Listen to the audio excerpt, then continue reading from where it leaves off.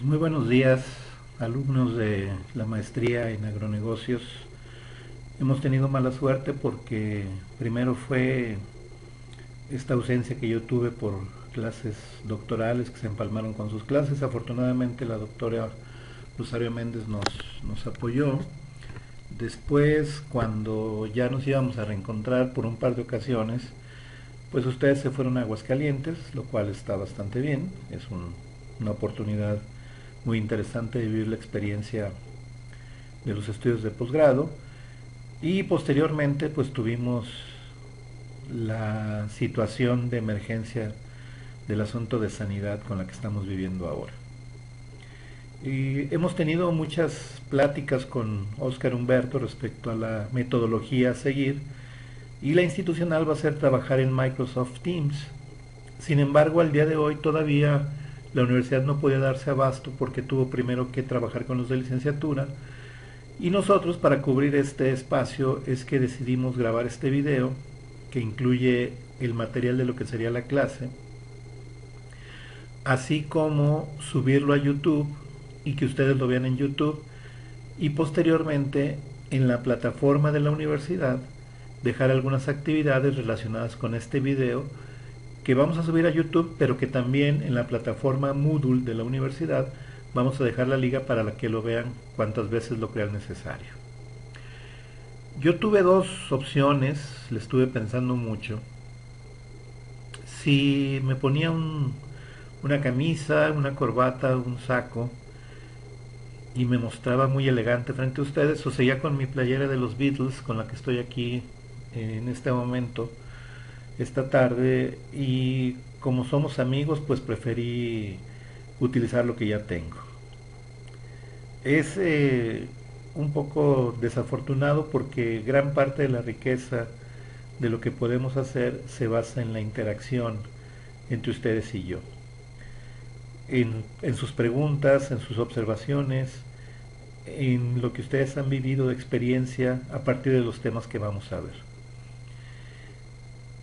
Pero esas visiones, esas opiniones, pues es las que vamos a reconocer por ahí en la plataforma. Vamos a ver dos temas hoy muy interesantes. Uno es lo que nos faltaba de trabajar, que es la estrategia competitiva de acuerdo a la visión de Porter. Y una segunda presentación, un segundo video, que tiene que ver con las tendencias hacia el 2020. Y algo interesante es cómo estas tendencias hacia el 2020 se van a ver afectadas por la situación de salud que tenemos en este momento, por el COVID-19.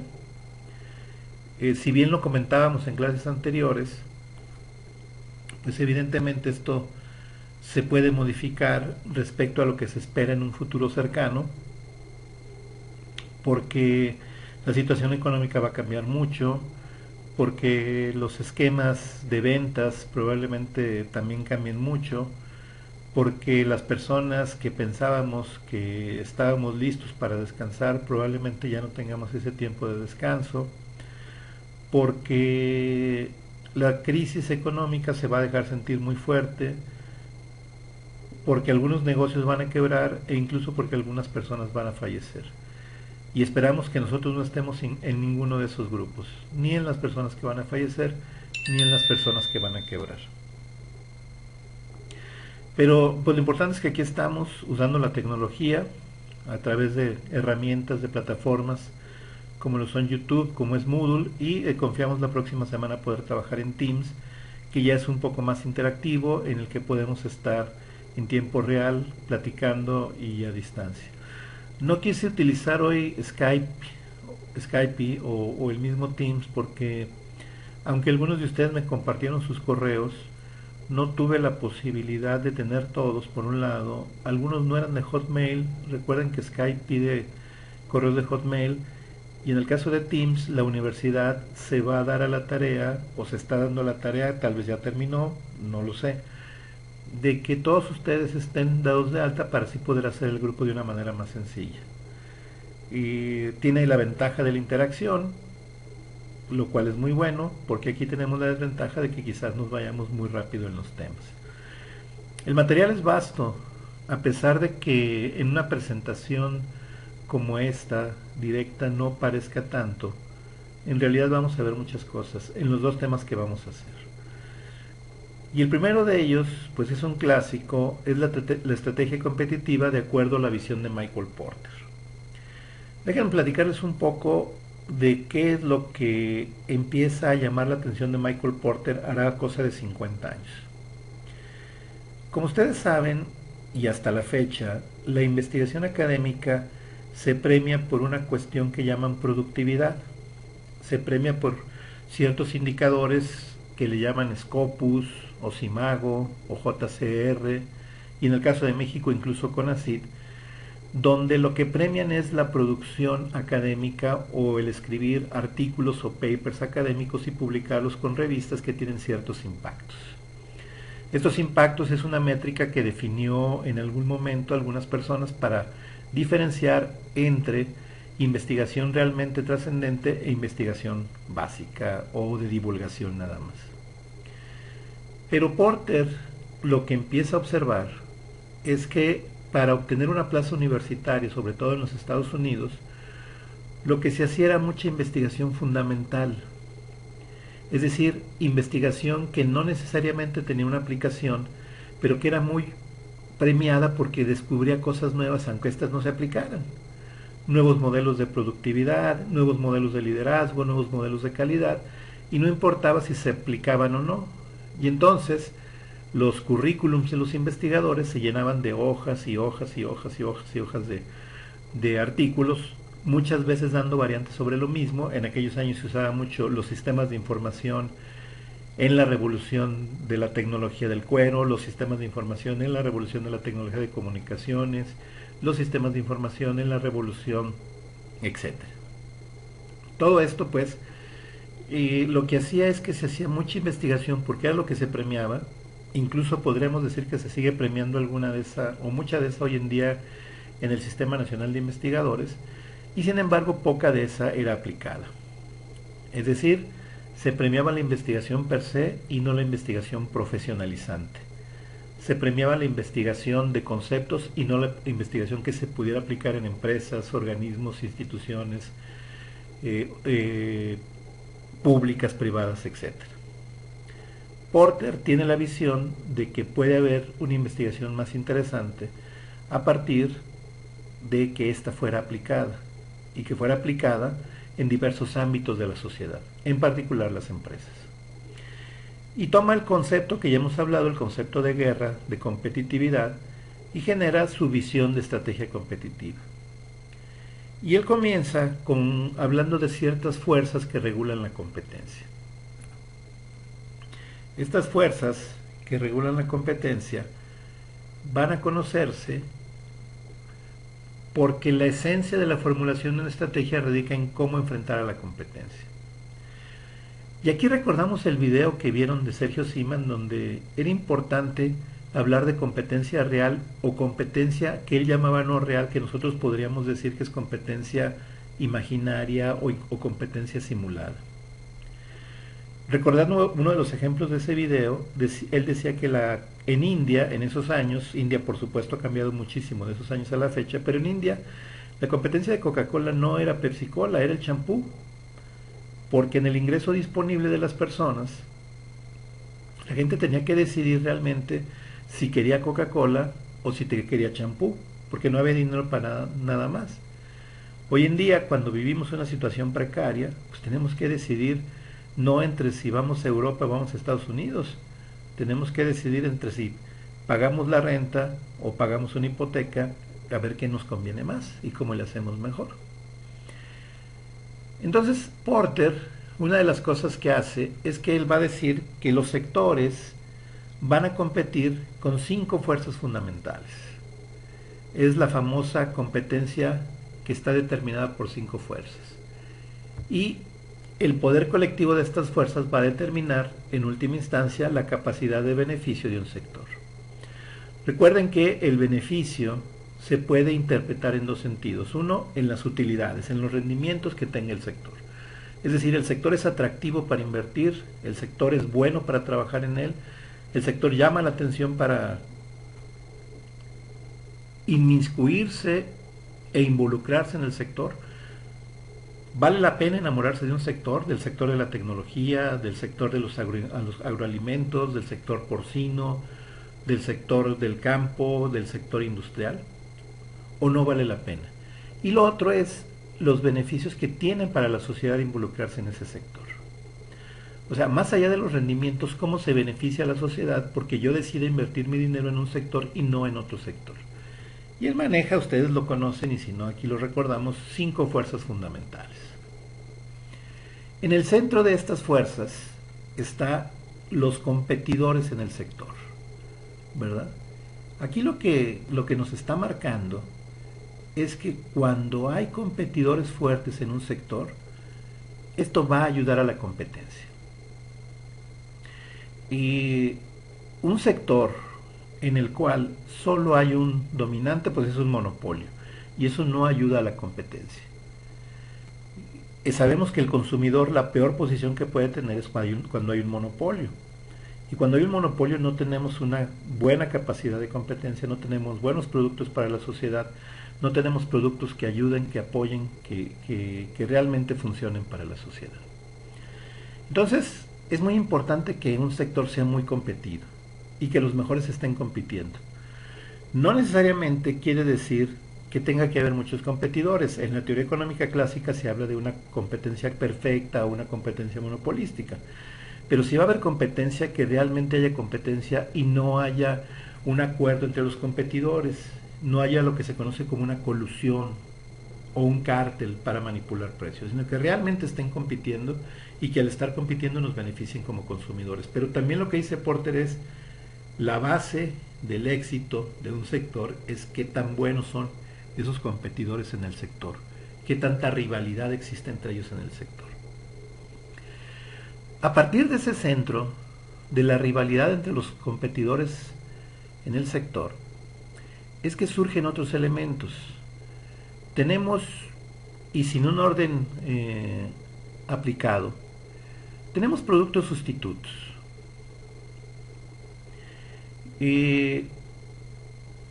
También recordando el video que estaba muy relacionado con esto, el video de Sergio Siman, recordamos que él decía que él no creía que la Coca-Cola tuviera sustitutos.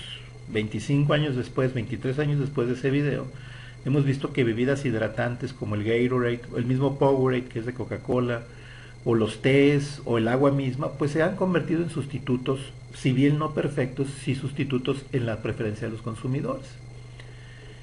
Se habla de que puede haber sustitutos perfectos y sustitutos imperfectos. Realmente no hay un sustituto perfecto.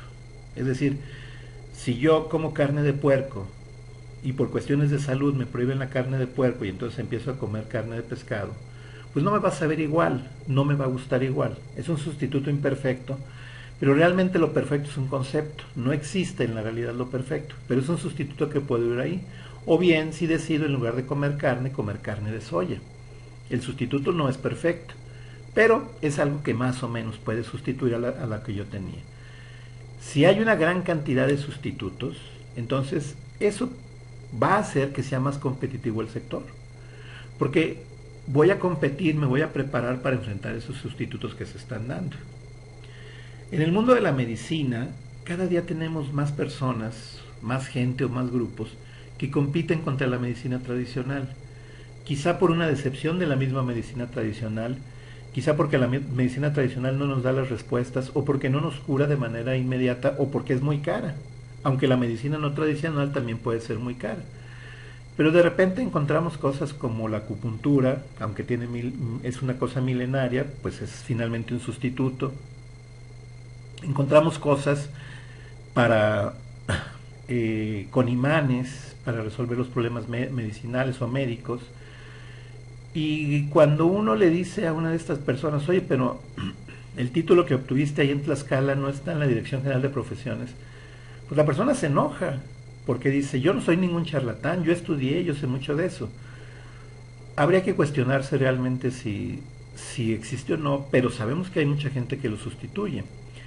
Mucha gente con problemas emocionales o de depresión trata de resolverlos no yendo al psiquiatra, no yendo, en el peor de los casos, a un psicólogo, no yendo con un terapeuta profesional, sino yendo a técnicas que a lo mejor le funcionan y son buenas, pero técnicas japonesas como el Hakomi, como constelaciones, como una serie de cosas que pues no están muy probadas, pero la gente cree en ellas porque la gente tiene necesidad de creer. Entonces, en todos los ámbitos tenemos sustitutos. Lo interesante es ver esos sustitutos, qué tanto provecho le sacamos y qué también funciona. Luego tenemos dos grandes fuerzas en los ejes horizontales. Por un lado, los proveedores. ¿Qué tan poderosos son los proveedores? ¿Qué tanto poder de negociación tienen los proveedores? Si yo dependo de una sal, si yo dependo de un químico, si yo dependo de una materia prima muy particular y que solo se hace en una parte del mundo para poder competir en mi sector, entonces el proveedor tiene mucho poder. Cuando el proveedor también tiene sustitutos por su parte, pues a lo mejor no tiene tanto poder ese proveedor. Y luego está el comprador. ¿Cuál es el poder de negociación que va a tener el cliente? ¿Qué tan fuerte va a ser ese cliente? Y una de las cosas más complicadas que puede existir es un monopsonio. Un monopsonio es cuando solo hay un cliente, cuando solo hay un comprador. Porque si un día el cliente dice ya no te compro, pues se acabó, ¿verdad? O sea, en ese momento se acaba y el sector deja de existir. Entonces, así como el consumidor requiere de una oferta vasta de proveedores, también los competidores en el sector requieren de que haya muchos compradores. Ahora sí que, como lo hemos dicho varias veces, no apostar todo a una sola canasta, ¿verdad? O sea, buscar una diversificación, en este caso de compradores. Y finalmente, la quinta fuerza pues son los competidores potenciales, o sea, las amenazas de nuevos ingresos. ¿Qué clientes, mejor dicho, qué vendedores, qué competidores o incluso qué productos pueden entrar en este momento? Ustedes recuerdan que hace años en el mundo de la ropa deportiva, pues básicamente esta era hecha con algodón. No había muchas amenazas, incluso las playeras deportivas oficiales no tenían logotipos, no tenían marcas. Quizás el más reconocido era Adidas por las 3 franjas, pero realmente no había mucha competencia. Pero después de Adidas empieza Nike con la palomita, luego Reebok, luego Puma con el gatito, y todos estos empiezan a ser competidores potenciales. Y cada uno de ellos empieza a atacar a Adidas y empieza a ser una situación bastante interesante. Pero lo que luego viene a continuación, que tiene que ver con la industria del algodón, es el desarrollo de estas telas fit o de estas telas que combaten el sudor o este tipo de telas que se manejan de una forma diferente a lo como se solían manejar las telas en años previos. Se supone que ahora la ropa deportiva, que toda tiene marca, sigue siendo de las mismas marcas, pero ya no es de algodón, y entonces la industria del algodón sufre mucho. Y nos vamos a otros terrenos, nos vamos a terrenos de todo tipo de ropas. Algunos tradicionalistas pues seguimos usando o creemos que usamos pantalones de algodón, los dockers o este tipo de pantalones, y quizá cuando veamos los componentes veamos que son de otra cosa que ni cuenta nos hemos dado. Es decir, el sector del algodón ha perdido mucho. Pero es importante estar siempre al tanto de que esos competidores potenciales no vayan a usurpar el negocio, ¿verdad? O sea, los competidores potenciales pueden ser buenos, pueden ampliar el espectro del sector y a partir de ahí aprovechar muchas cosas, pero si esos competidores potenciales nos echan a un lado va a ser complicado. En el mundo, por ejemplo, de la alimentación, pues sabemos que hoy en día se habla, y lo hemos platicado muchas veces, del orgánico. Todo el mundo quiere comer cosas orgánicas y en algunas ocasiones se habla de inclusive con pastillas alimentarse, con proteínas, pero proteínas ya sintetizadas. Incluso en el mundo de las dietas hemos visto que antes se iba con una nutrióloga, esta nutrióloga pues te daba una serie de dietas, lo normal, vas a comer verduras, ciertas cantidades de carne, gelatinas, etcétera. Y hoy se va con bariatras y las bariatras, pues lo que te van a recetar son unas malteadas de proteína y luego te van a recetar probablemente algunas pastillas para que consumas con el alimento.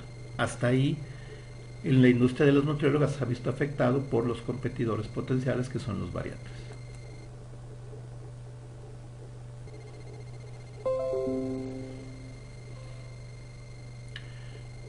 Bueno, vamos a continuar y empezamos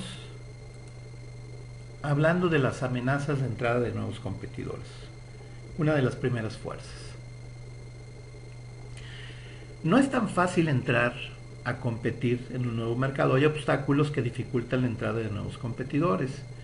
Quizá el más conocido de todos son las economías de escala. Los que ya están ahí, pues tienen cierta infraestructura, ciertos costos fijos que les permiten una ventaja sobre el que va a entrar nuevo. En cualquier terreno de la economía, si yo trato de entrar nuevo, pues entro con costos de acarreo muy fuertes de inversión que dificulta la entrada de nuevos competidores. Otro obstáculo pues es la diferenciación del producto, ¿verdad? ¿Qué voy a ofrecer yo como nuevo que no ofrezcan los ya existentes? Les digo, a veces encontramos cosas en el terreno como lo orgánico, que ya tampoco, bueno, pues es tan nuevo, o luego todos tenemos grandes ideas como limpiadores automáticos. Quizá ahora la gran ventaja sería algún gel antiviral y no antibacterial, algún jabón transportable, no sé, alguna diferenciación que pudiera haber por ahí, pero no es fácil porque muchas de las cosas ya están hechas. También se requiere capital, o sea, entrar un nuevo competidor a un sector que ya está siendo muy competido, pues nos reclama, nos pide un acceso de capital fuerte. Y luego tenemos una desventaja en costos. Si hay economías de escala, evidentemente hay una desventaja en costos para el nuevo, para el que intenta entrar. Porque también tiene los costos de oportunidad, también tiene los costos nuevos, también tiene los costos de lo que está surgiendo. Entonces esa desventaja en costos es complicada. Y luego los accesos a canales de distribución. Muchas veces ustedes saben que ciertas compañías ya tienen acceso a canales de distribución porque tienen años en ese entorno. Entonces que uno entre a un canal de distribución nuevo pues es difícil. No es tan fácil decir, mira, yo soy el que produce tal jamón y ahora voy a entrar a Walmart. Walmart me va a exigir una serie de cosas, o yo me voy a ir a las carnicerías pues, cuando otros ya se adelantaron antes que yo. Y también, y tenemos que tomarlo en cuenta, pues están las políticas gubernamentales. Sobre todo en terrenos como la salud, las políticas gubernamentales son fundamentales porque no puede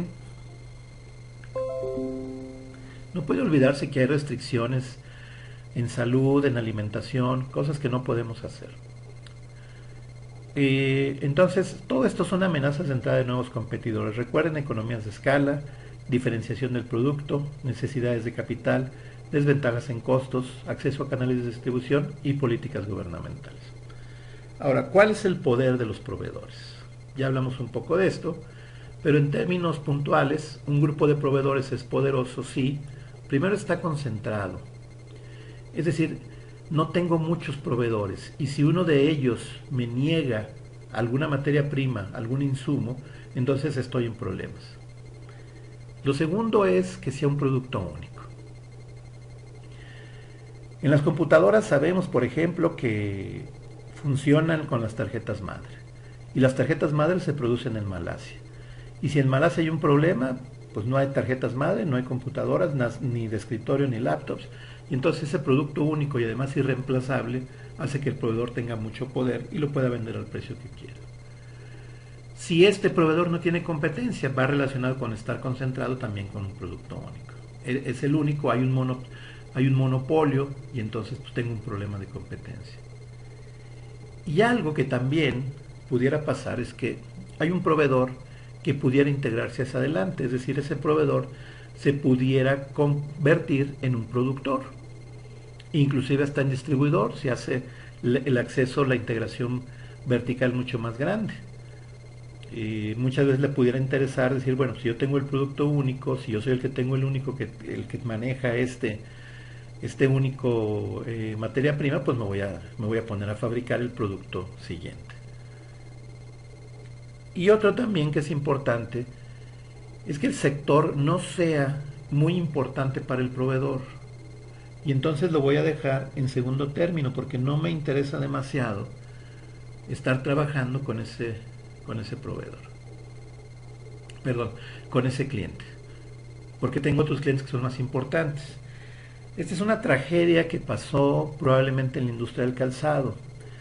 La industria del calzado tenía como proveedores a la curtiduría y la industria del calzado era el cliente más importante de los curtidores. Y durante años funcionó así y todos fuimos felices. Pero un buen día llegaron nuevas industrias que también requerían del curtido de pieles, en particular la industria automotriz. Y la industria automotriz es una industria de más fashion que la industria del calzado, pero además deja más utilidades, pero además los pedidos eran de más dinero. Y muchos curtidores empezaron a decir, ¿sabes qué? Yo no necesito al zapatero, sino pues busco un cliente más importante que es el del calzado. Pero hacia atrás también lo vemos. Durante muchos años el curtidor fue un cliente muy importante del de industrias químicas, del de productos químicos. Hasta que el de productos químicos dijo, sabes que yo tengo otros a través, ya el curtidor no me es tan importante como productor de químicos, sino los clientes de limpieza, los clientes de desasolve, los clientes de otro lado, y me voy para allá. Entonces, un grupo de proveedores es poderoso, sí, está concentrado, tiene un producto único, no tiene competencia, pudiera integrarse hacia adelante y el sector no es un cliente importante. Y el poder de los compradores, también mencionado un poco. Entonces, un grupo de compradores es poderoso, sí, hace compras a grandes volúmenes. Aquí es donde entra la parte del monopsonio u oligopsonio. Tenemos pocos clientes, esos clientes nos compran muy bien, pero un día esos clientes desaparecen y entonces la situación se complica porque ya no dependemos de la situación, de la ventaja que tengamos nosotros, dependemos de la voluntad que tengan esos clientes de comprarnos. Y si ya no les interesa, no les gusta, no les funciona, no les apetece lo que nosotros estamos vendiendo, estamos en serios problemas. Adquieren productos no diferenciados, o sea, les da igual lo que nosotros hagamos, lo que hagan otros. Realmente el cliente, como decía también Seaman, se vuelve promiscuo, no le estamos dando una propuesta de valor que nos distinga de los demás. Hablando en términos de agroindustrias, probablemente la carne que yo le doy le parece igual a la carne de Jalisco, a la carne de Torreón, a la carne de Chihuahua, le parece exactamente lo mismo. O bien se trae carne importada, que luego resulta que también es mexicana, pero pues es más barata, o el atún. El atún tiene soya, pero la gente no sabe que tiene soya, entonces la gente realmente no le interesa y los compradores pues les vale realmente lo que están comprando, no les interesa lo que están comprando. También tiene poder si lo que compra es un componente de su propio producto. Aquí se vuelve una especie de círculo vicioso, ¿verdad? Lo que compra es un componente de su propio producto, ¿verdad? Entonces es poderoso porque este es mi producto, lo que yo compro es un componente de mi producto. Si ya no me satisface, busco otro que me desarrolle ese componente. Y aquí algo importante, es un gran negocio para el que desarrolle ese componente y me pueden abandonar. En el mundo de las telecomunicaciones, los primeros satélites eran hechos por unas cuantas compañías, pero era un poco vicioso porque se hacía a partir de ciertas partes tecnológicas, electrónicas, ciertos chips que hacían RCA, por ejemplo. Y bueno, si recordamos IBM, pues IBM también hacía componentes para sus propios productos que cuando IBM se deja del negocio de las micros, pues ya lo vende a Lenovo y otras empresas por el estilo. También es poderoso si el producto que se compra carece de importancia para la calidad. O sea, yo puedo comprar un producto que es parte del importante del producto, de mi producto, pero que si lo tiene o no con mi marca no importa para la calidad.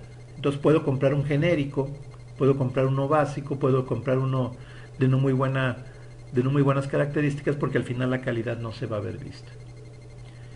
Y finalmente, pues el producto del sector no genera ningún ahorro. Ahora, así como el proveedor se puede integrar hacia adelante, el comprador también pudiera decidirse integrarse hacia atrás. Lo que decíamos, un zapatero un día decidió que nadie le daba lo que él necesitaba para sus zapatos, entonces se integra hacia atrás a través de las industrias de la curtiduría, de las agujetas y otras por el estilo. Si nos vamos hacia aspectos como los alimentos, pues igual yo lo que necesito es irme a la industria de empaques. A lo mejor es más negocio buscar los empaques ecológicos ahora que el plástico está siendo tan denostado, en lugar de sacrificarme con los empaques que estoy pagando, y me decido irme hacia atrás, y así yo hago empaques de plástico tradicionales, pues estoy en una situación problemática. Y finalmente, pues los sustitutos limitan la posibilidad de un sector. La relación calidad-precio es fundamental, reducen los rendimientos, requieren mayor atención. ¿Por qué requieren mayor atención? Porque hay una relación favorable en calidad-precio, porque son fabricados en sectores con alto rendimiento. Los productos sustitutos, hay toda una rama de la economía que se dedica a hablar de productos sustitutos. Son factores subyacentes a la curva de demanda, y en productos sustitutos, decíamos, podemos encontrar sustitutos perfectos y sustitutos imperfectos, tanto en los sectores de consumidor como en los sectores industriales. Y como les decía, no hay sustitutos perfectos, no existen los sustitutos perfectos. Existen ciertos sustitutos que se acercan, que son muy parecidos, pero que a lo mejor en el precio son más económicos. Perdón, lamento la interrupción. Bueno, ustedes no tuvieron interrupción, yo aquí tuve una llamada telefónica que entró de repente. Ese es el problema de estar trabajando en estas condiciones, y aparte tengo el teléfono aquí a un lado porque se está cargando, entonces bueno, espero que no les haya molestado el ruido del teléfono. Vámonos al centro, lo más importante, la rivalidad en el sector, ¿verdad? La rivalidad en el sector nos dice que una rivalidad intensa depende primero del número de competidores. La teoría dice que mientras más competidores, más fuerte es la rivalidad en el sector, aunque también tenemos ejemplos de rivalidades que no son tantos competidores y sí es muy fuerte, ¿verdad? Entonces tenemos ahí que el número de competidores puede ser un factor importante. Les digo, teóricamente, desde la teoría económica, mientras el número de competidores sea menor rivalidad va a haber, y a veces porque se ponen de acuerdo, hay colusiones que se le llama para esto. Pero también a veces una rivalidad de muchos competidores pues hace que no sea una rivalidad que nos esté ofreciendo demasiado. Lo importante es una rivalidad fuerte, pero de verdad de dos.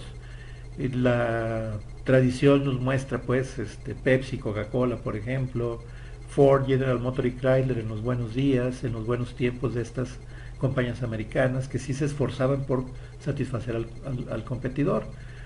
En términos de alguna época, cuando Nike, Reebok y Adidas competían muy duro por las preferencias en tenis, aunque después Adidas pues compró Reebok.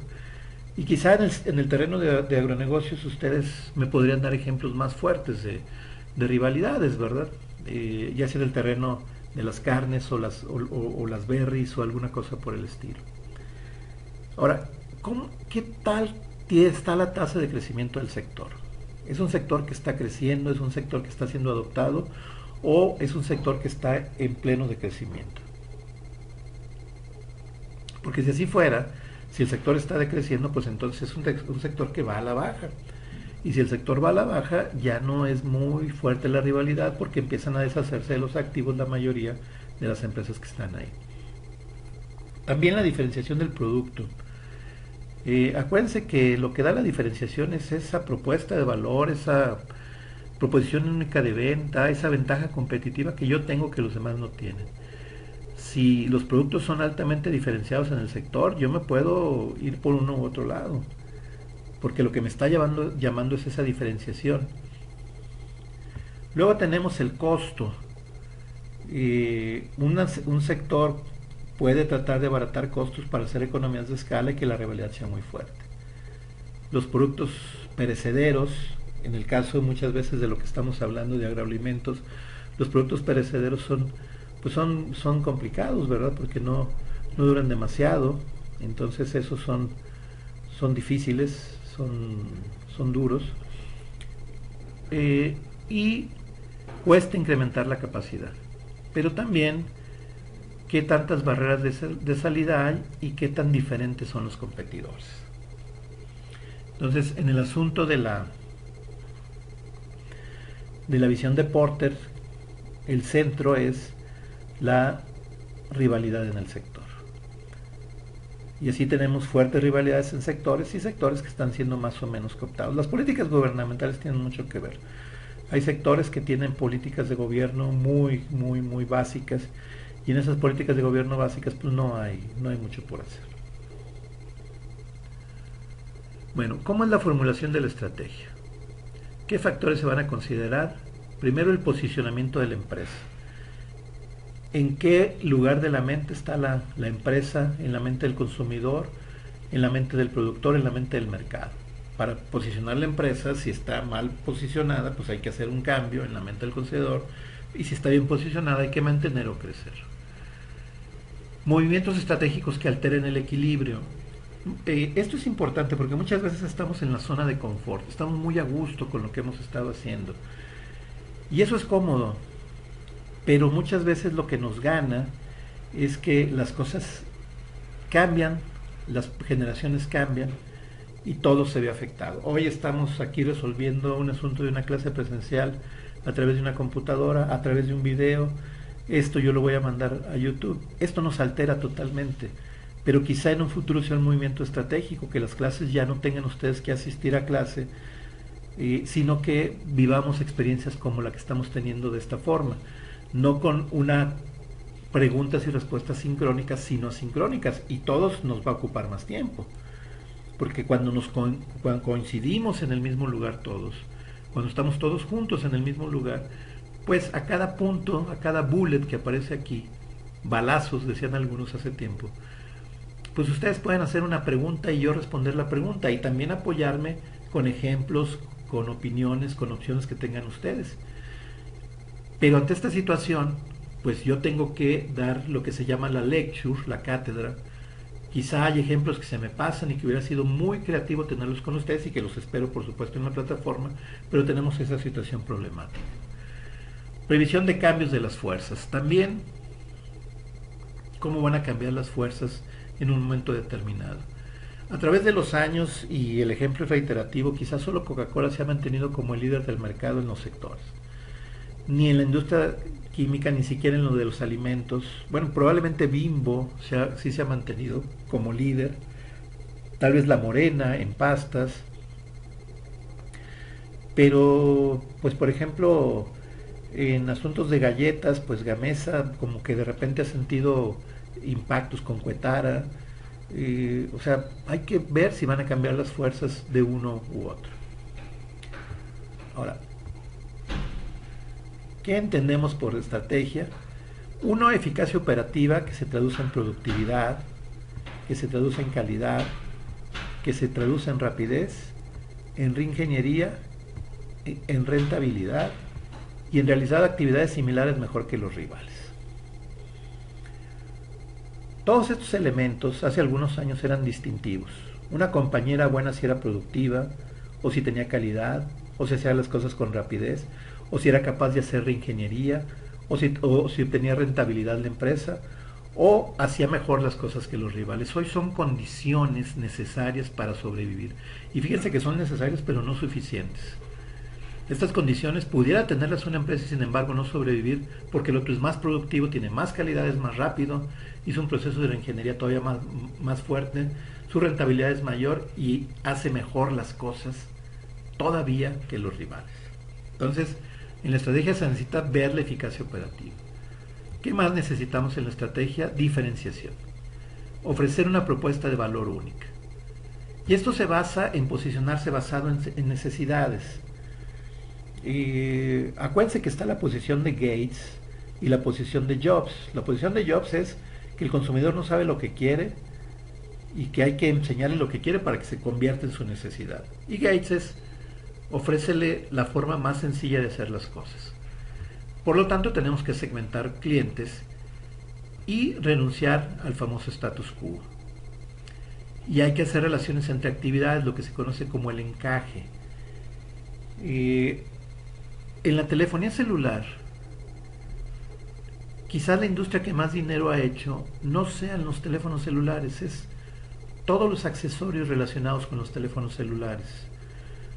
Desde los empaquetitos donde se les meten de plástico con una cubiertita ahí para proteger la pantalla de cristal, hasta unos pues como botones que les ponen ahora para pararlo, hasta no sé, colguijes de adorno. A través de los años hemos visto conejos, perros, gatos, un montón de cosas. Bueno, toda esa industria es una industria que está encajada a la de los aparatos, no la telefonía celular, sino los aparatos de telefonía celular. Y finalmente, pues liderazgo con todo lo que ello implica. Ser el primero, ser el más audaz, ser el que cambia, ser el que se arriesga y sobre todo que se tenga el reconocimiento. ¿Cuál es la clave de esto? El valor. La clave es el valor. Y por valor no vamos a entender como courage, como tener valentía, sino como lo que decíamos, hacer algo significativo para mí, que los demás no me dan y que me hace sentirme cómodo, que me hace sentirme bien. Algo que aprecio, algo que le tomo cariño, algo que hace que yo quiera seguir comprándolo y recomprándolo y recomprándolo. Es el ejemplo que decíamos de las revistas de cuando uno es niño y las compra y las colecciona por años, o del disco de mi cantante favorito que colecciono, que guardo, o de algunos zapatos o incluso pantalones que tal vez ya no me quedan por el grosor de mi cintura, pero pues los usé en algún momento particular. O sea, la clave es un valor que me esté dando la compañía, que me aprecie, que yo le tenga cariño a la compañía, que yo respete a la compañía. Y tenemos que hay gente que adora a Apple por los iPhone y por las Mac, aunque las Mac no sirvan para nada, pero los adoran, ¿verdad? A pesar de que sean más caros. Les da un valor que tiene que ver con el estatus, con sentirse mejor. Algunos de nosotros somos fans de Adidas en los tenis, pero un día usamos Nikes para correr, no hay problema. Pero nos está dando un valor diferente, unos para correr, otros para caminar. Algunos de nosotros Nissan nos dio el valor que requeríamos, pero quizá con el tiempo ya no nos da ese valor y cambiamos por alguna marca de otro tipo. Entonces la clave de esa estrategia, de esa lealtad, es que nos estén dando valor. Bueno, con esto terminamos el primero de los videos de nuestra sesión de esta semana del 21 de marzo. 21 de marzo. Esto hubiera sido la clase que hubiéramos tenido de 8 a 10:30 de la mañana. Básicamente la duración de la misma va a ser 45 minutos en el video, pues porque desafortunadamente no es lo mismo estar uno repitiendo la interacción que uno está ganando, pero este es el contenido que íbamos a ver en esta primera sesión. En el siguiente video, que después les pasaré los datos del video, o incluso a lo mejor junto les paso los datos de los dos videos, veremos lo que hubiera sido la segunda clase presencial y qué haremos de esta forma. Insisto, la próxima semana estaremos tratando de trabajar de manera sincrónica, pues para que se pueda aprovechar también la interacción, que es muy importante, pero sí era importante que no dejáramos pasar más tiempo sin de alguna forma conectarnos. Les repito, durante la semana veremos si es por Teams, si es por Skype, si es por ver qué medio lo podemos hacer, si es por Zoom. Está muy de moda hoy el asunto del Zoom, pero pues de alguna forma lo resolvemos. Y pues estamos al pendiente. Muchas gracias por la atención a este primer video.